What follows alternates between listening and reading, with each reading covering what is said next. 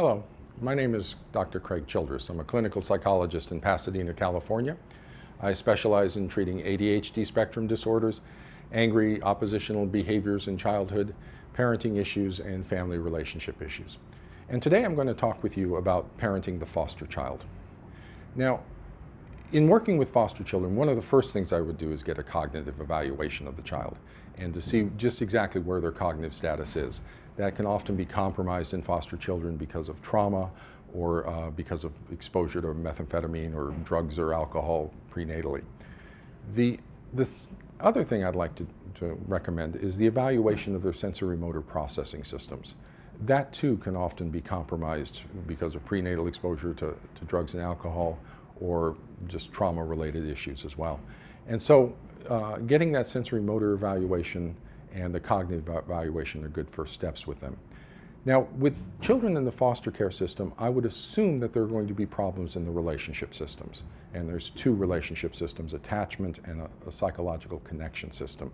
The connection system is designed to read the intent of other people, and it allows us to feel what other people are feeling as if we were that person.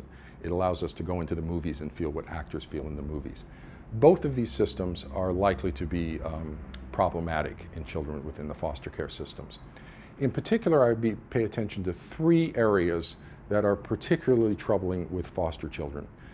The first is that foster children may have difficulty understanding the meaning of their inner cues, particularly inner cues related to their need for affection. That those cues may have not been responded to in a way that helps them know what those cues mean when they need affection. And so they may misinterpret that and believe it has to do with wanting this object or this thing or miscommunicate that they're actually wanting affection. The second thing to be particularly sensitive to with children in foster care is their affection system and their affection needs may have been traumatized. And so when they feel affection, that may actually be a signal of danger for them. Whereas for the rest of us, affection is a signal of warmth and good stuff, and it's a good and positive thing. For children coming out of the foster care system, it may actually be a signal of danger.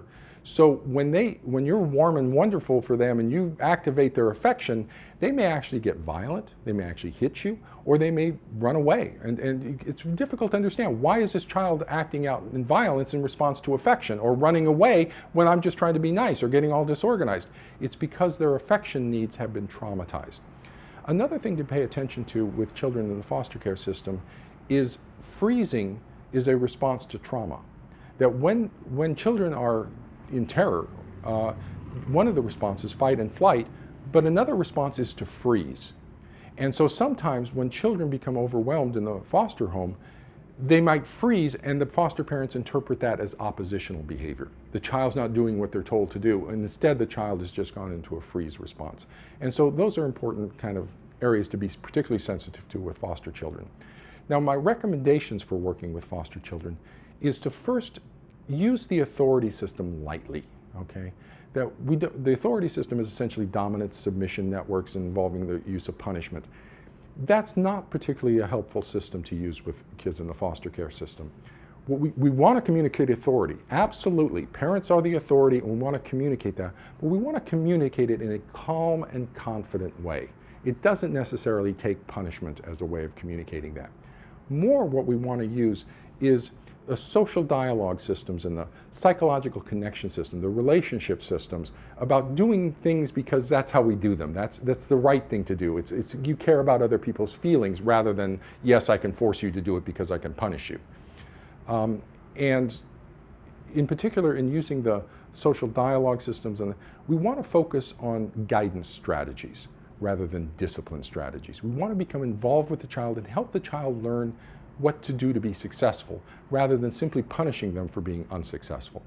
Another helpful recommendation in working with children from foster care is to maintain a generally positive emotional tone. Some people will argue you don't want to reinforce misbehavior by being nicer. Don't worry about that, okay? That a positive emotional tone builds relationship, builds connection. So even as you're getting angry with the child for doing something for misbehavior, you know what, stop that. What's going on? You know better than that. Come on, buddy. You can maintain a positive tone even as you're asserting authority in that situation.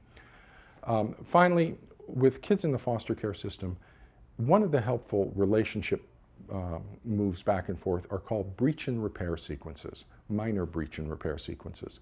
That's where we have a breach in the relationship and then fix it again. This develops thickness and complexity to the relationship. It also communicates that even if things go badly, we can fix them again. And so those minor breach and repair sequences are important components of developing a complex and nurturing relationships. If you want to know more information about this, you can visit my website. Thank you very much.